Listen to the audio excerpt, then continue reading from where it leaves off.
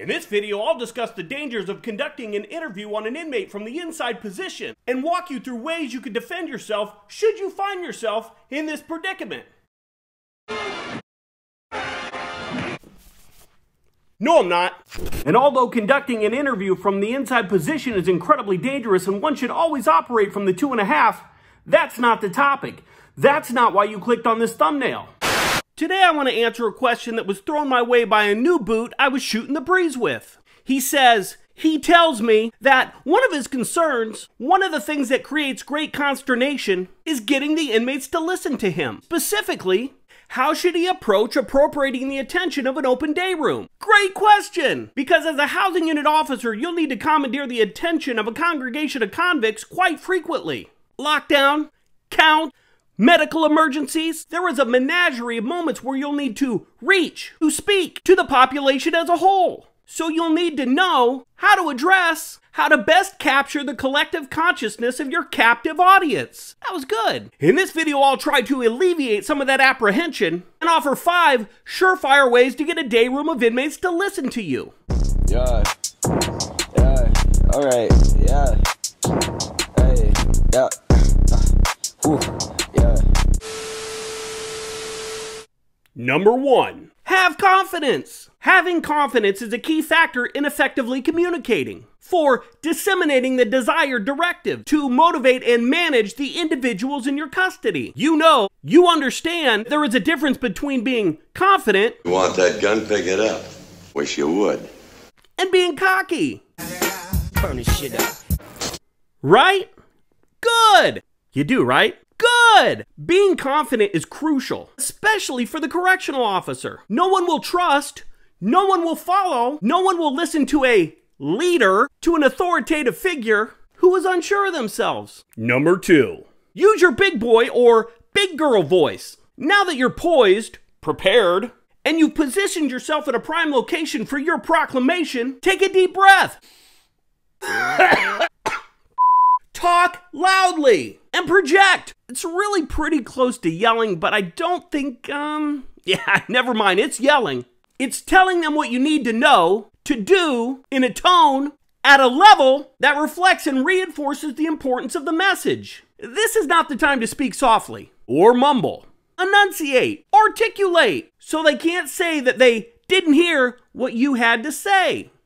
Number 3, use the intercom. Some positions, some posts, some facilities are indirectly supervised, meaning you, the officer, is not assigned inside the unit.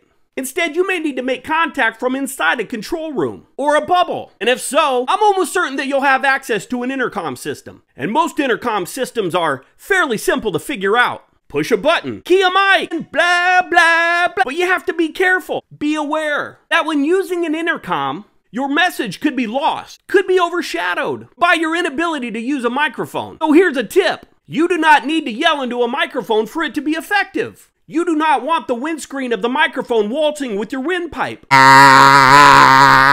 Keep your distance. Don't get too close. Microphone is designed to catch a voice that flows over and across it, not into it. Number 4. This is my go-to, my personal favorite, because of its efficacy. We're talking Moderna vaccine level efficacy here. But this method does cause conflict, does ruffle the feathers of the felons. But sometimes we have to ruffle the feathers of the If the people in your pod are not responding to your voice or the mic, the absolute next best way to garner their gaze is to shut off the game, is to cut the cable. This will, without a doubt, turn heads, shift the focus, make them inquire, make them ask why you've committed the most egregious of acts. And then talk. Use your words. Explain why you interrupted the movie of the week, and tell them what you needed to tell them. Tell them what you need them to do.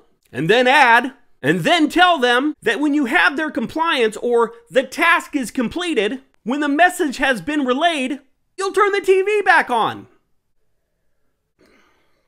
It's important to stay hydrated. Number 5.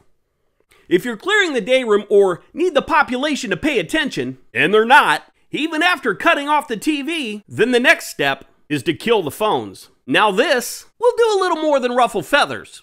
This will incite or instigate irrationalities in an otherwise compliant individual, especially if this happens unexpectedly. With all things, follow your policy, know the rules, and communicate them. Give them a chance to comply. This may not prevent a negative response to your request, but it'll soften the blow, and it'll give you a chance to see how this interaction is gonna go.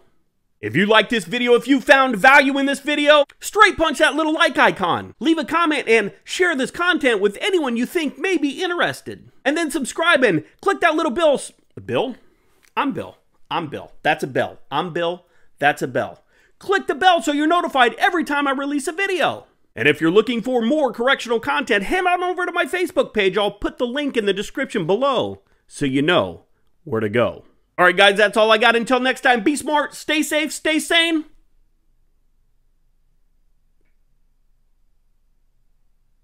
And we'll talk soon. Hey, hey, yeah, hey, hey, yeah, yeah, hey, hey, hey, yeah, let's go. California love. My gloves stink. Can you smell my gloves from there? They smell like a bucket of cat piss and sweat and in a house. That's what it is. My gloves smell like a housing unit. That's disgusting.